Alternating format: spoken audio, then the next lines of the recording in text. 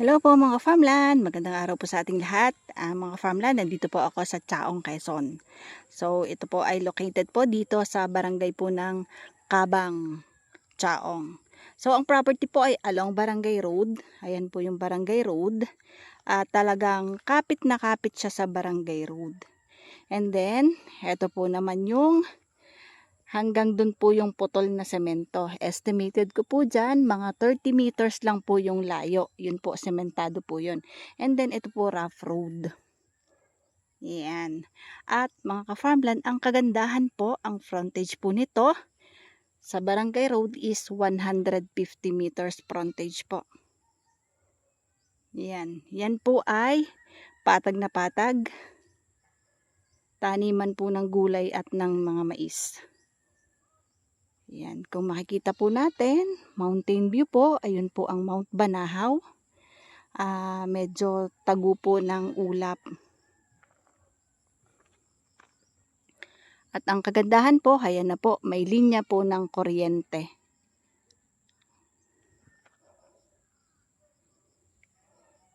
Yan, linya ng kuryente. At ang tubig dito mga ka-farmland ay deep well. Yan po ang kapaligiran dito. Kakaunti pa po yung kabahayan. Hiwa-hiwalay pa po. Yan po. Cristobal at Banahaw. Ayan. Kasalukuyan po ang nakatanim po diyan ay mais.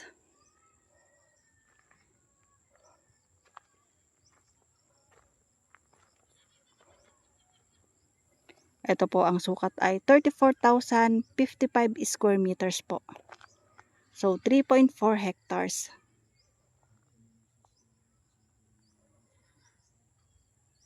Yan. So patag na patag mga ka-farmland and hindi po binabaha dito sa lugar.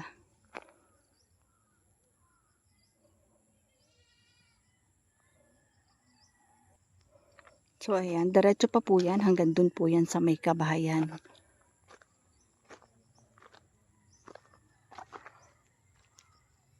Mamaya papakita ko sa inyo. Although kitang-kita naman kasi hawan siya. Hanggang dun pa po yan. Kita po yung mga kahoy. Tapos meron pong creek or sapa dun sa likod. Ayan po yung aking mga kapwa ahente. Mga ka-farmland. Ito po ang presyo po ay 350 pesos per square meter po, negotiable. And inuulit ko, yun po yung presyo ng may-ari ng lupa.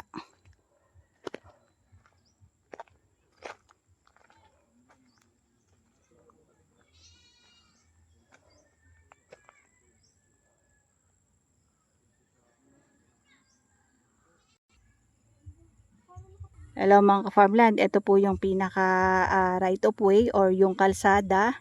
And then yan po yung mga boundaryhan. Yan po ay pag diniretso po hanggang doon sa may nilalakaran ni ate, nasa kulang-kulang po na 200 meters po ang frontage dito sa kalsada. Yan po, dire-diretso po ang lakad ni ate. Ayan, kung nakikita niyo yung pwesto ni ate, tama-tama, andun po ang boundaryhan sa may poste. So, ito po ay 200 meters ang frontage niya dito sa kalsada. So, yan, kasama pa po yung taniman na yan ng mga talong. So, ito po ay talungan and then sitaw or dun sa kabila. So, yung po namang kabilang part po ay panay mais ang nakatanim. Ayan mga ka-farmland, meron na din pong source ng tubig dito. So, may nawasa po dito sa property. Yan. Ito po yung boundaryhan. Tapos, yan. Yan po yung naka for sale. Ito po ay 34,055 square meters po. So, akin pong papasukin. Pupunta po ako sa area po doon. So, yun po. Kita po yung bundok ng Lipa. At ayan po. Kitang-kita yung linya ng kuryente. At ayan po mismo yung kalsada. Sa ngayon po, rough road pa lang. And napakalapit na po naman dun sa dulo ng semento.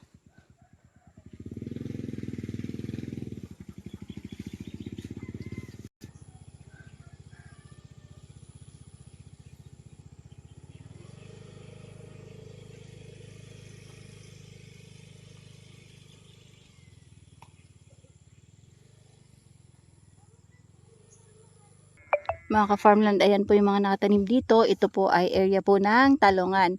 At yun pong kabila, sitaw po. So mga sitaw at talong ang nakatanim. Then yung malinis na yon, ang mga nakatanim po doon ay mga mais. Ayan mga ka-farmland, yan po yung sitaw. Lahat po ay sitaw. So sitawan po yung area na ito. At yun pong kabila ay patola. So flat na flat po ang property. Good for farming po talaga. Gulayan, kung ano man pong gustong itanim. So pwede din po itong singitan ng mga fruit trees, ng mga fruit bearing trees. At maganda po dito sa lugar na ito, malamig po ang klima dito sa Chaong, Quezon. So ayan mga farmland, nandito ako sa gitnang part po ng taniman. And then ito po yung talungan. Ipapakita ko po sa inyo dun sa dulo po ng property. Ito po ang mga nakatanim po dyan ay mga patola. Ito ay patolahan. Para sa hindi po nakakakilala ng patola, ito po yung bunga ng patola. Yan. Ayan mga farmland, ganyan po ang itsura po ng patola. Patola, patola. Ayan, dito naman po tayo sa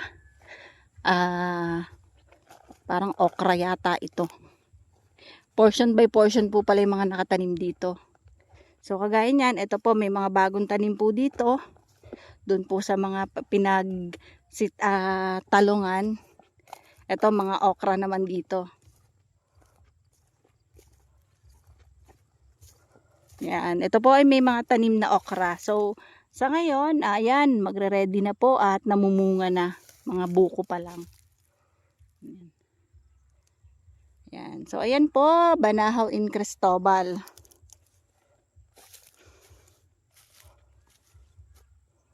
Yan.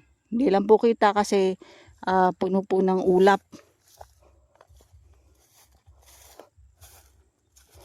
Titingnan ko naman mga farmland kung anong nakatanim doon.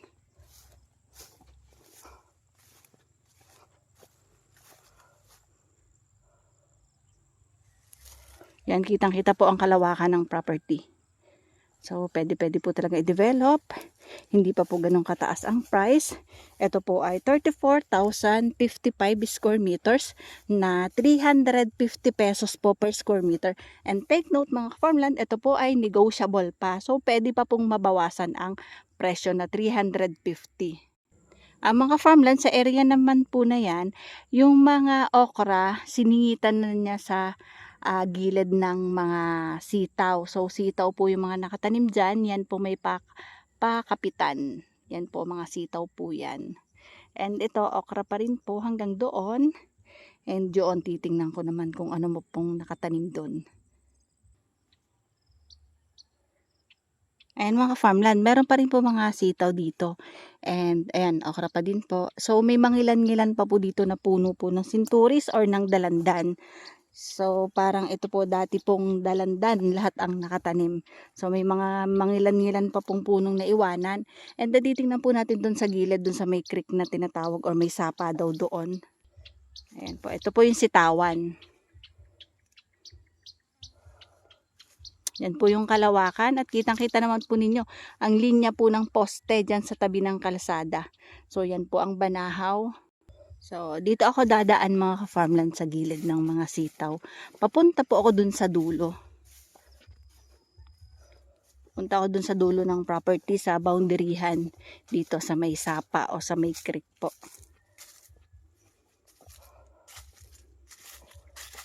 Yan, may mga ilan-ilan pong puno ng sinturis or dalandan.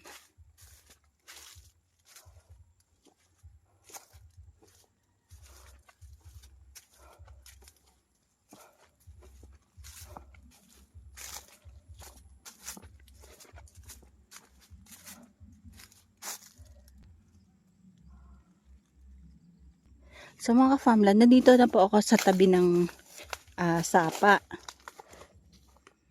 Yan. Or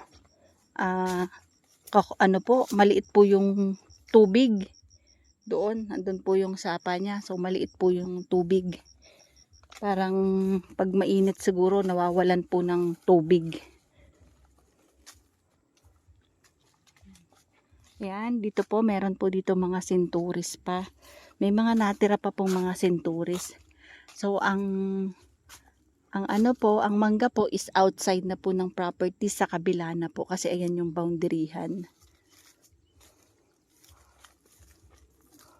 Yan, dito po tayo sa dulo, dito po sa may parte po nung nung creek.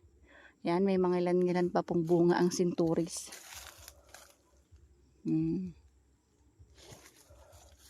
Ayan. Ayan dito, papakita ko sa inyo ang yan nga po hindi po siya, parang naiigahan siya pag ganitong mainit. Hindi po babahain kasi mga ka-farmland, dyan po yung tuloy po ng agos ng tubig galing dito sa property. At hindi din po babahain kasi nga po mataas siya dito sa property. Mataas ang property doon sa sapa, sa creek. Yan.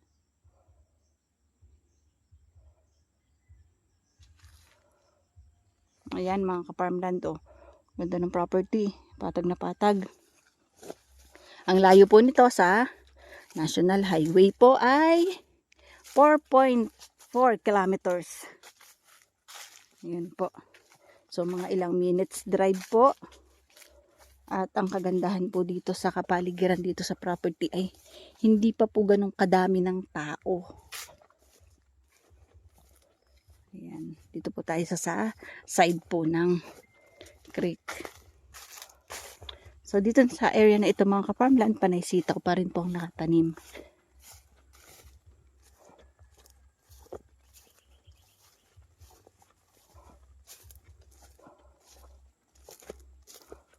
Medyo madilim-dilim ngayon. Although may araw pero makulimlim po.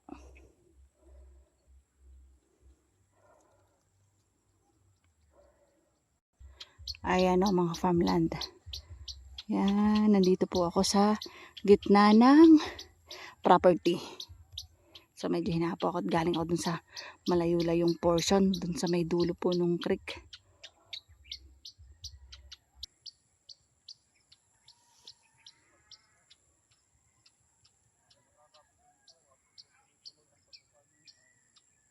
Mga farmland, pupunta naman tayo sa kabilang boundaryhan po ng property. Doon po kung saan po may mga nagbibisikleta doon. Ayan, yan po. Ang lahat po ng nakatanim dyan ay mga mais. So, ayan, kitang-kita na po. Tubo na yung mga mais niya. Ayan. Doon. Punta po tayo doon sa kabilang dulo. Para maipakita ko din po sa inyo doon. Ayan, may mga natira po mga centuries or dalandan.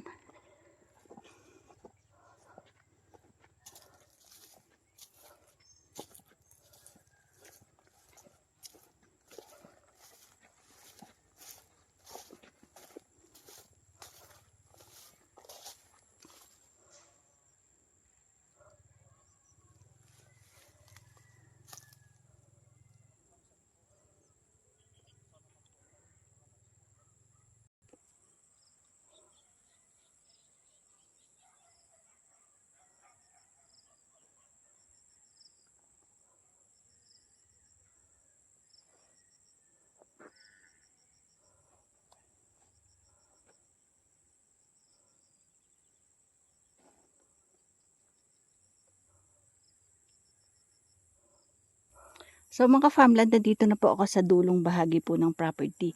Yan na po yung boundaryhan ng property. Yan, hanggang doon po sa kabila. So ito po yung dulong bahagi ng property.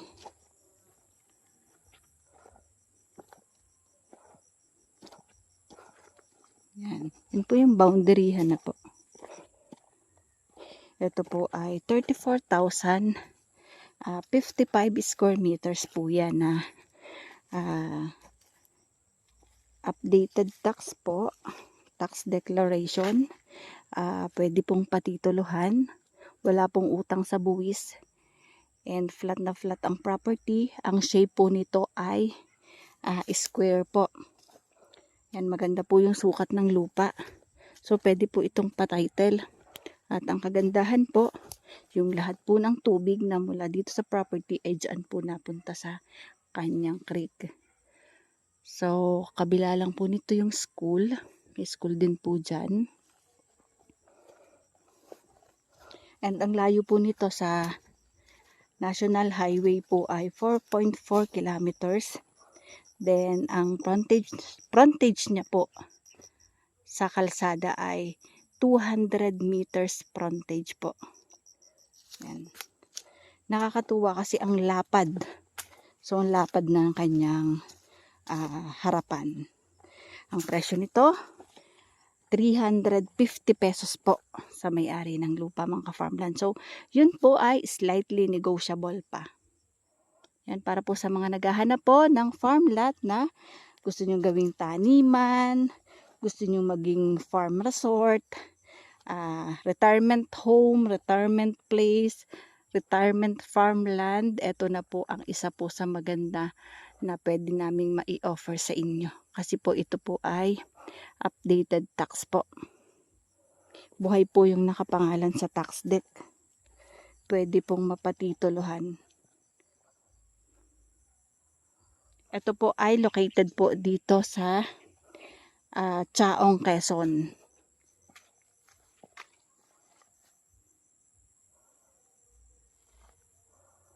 Yan. Mga farmland, ipapakita ko po sa inyo ang drone shot. Mamaya po.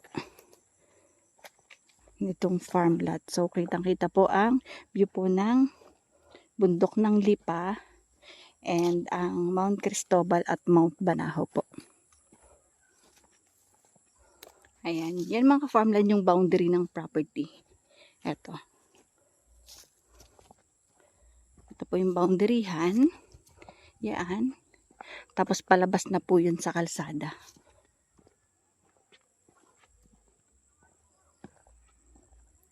Yan. Pag nandito po, ang ganda po ng view. Ayun, no?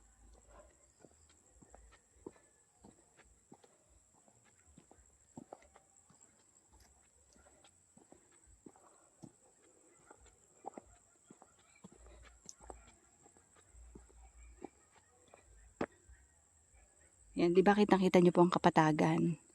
So, yan po yung magandang view, yung kabundukan.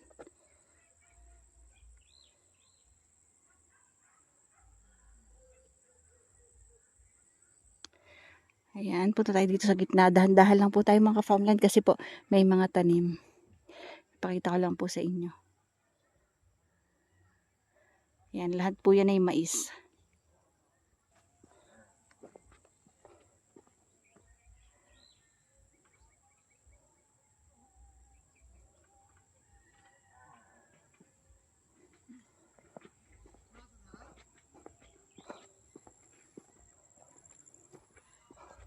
Yan po, yun po yung kalsada.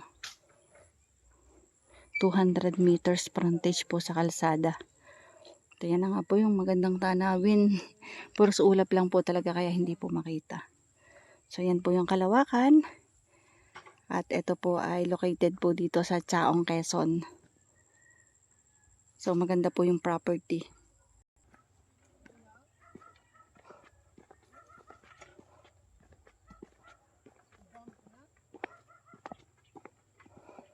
Ayan po. Yan po ang kargahan nila ng mga panglabas po na mga kalakal or mga produkto po.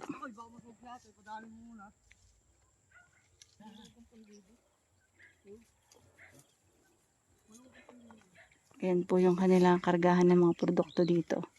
Sa amin po ay paragos. Ewan ko sa kanila kung ano pong tawag dito. Pero may gulong. Ang amin po ay walang gulong. Para po yung kartela.